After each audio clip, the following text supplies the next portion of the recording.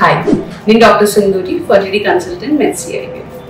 So రీసెంట్గా ఒక couple వచ్చారు. సో వాళ్ళకి ఐవీఎఫ్ అవసరం పడుతుంది. జనరల్గా వాళ్ళకి ఐవీఎఫ్ ప్రాసెస్ అన్నీ ఎక్స్ప్లెయిన్ చేస్తున్నాక హస్బెండ్ ఒక మాట అన్నారు.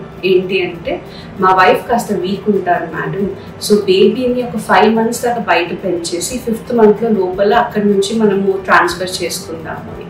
సో ఆ టైంలో నాకు అనిపించింది ఏంటి అంటే, అసలు ఐవీఎఫ్ టెస్ట్ ట్యూబ్ బేబీ అంటే చాలా అపోహలు ఉన్నాయి, అసలు అదేంటి అనేది క్లారిటీ అసలు చాలా మందికి లేదు అని చెప్పి.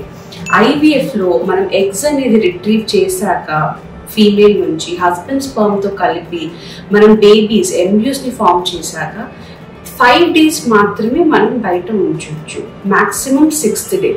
దాని తర్వాత ఆ ఎంబ్రియో, ఆ బేబీ అనేది వెళ్ళి మదర్ లోపల అటాచ్ అవ్వాలి. సో అంతకంటే ఎక్కువ గ్రోత్ మనము ఉంచము బయట. అందుకే 5th dayలోనే ఎంబ్రియోని ఫ్రీజ్ చేసుకుంటాము, లేదా అంటే మదర్ యూట్రస్లో ఇన్సర్ట్ చేసి ట్రాన్స్ఫర్ ప్రాసెస్ని కంటిన్యూ చేస్తాము. So only 5 days of life వరకే బేబీ అనేది బయట ఉంటుంది. Thank you.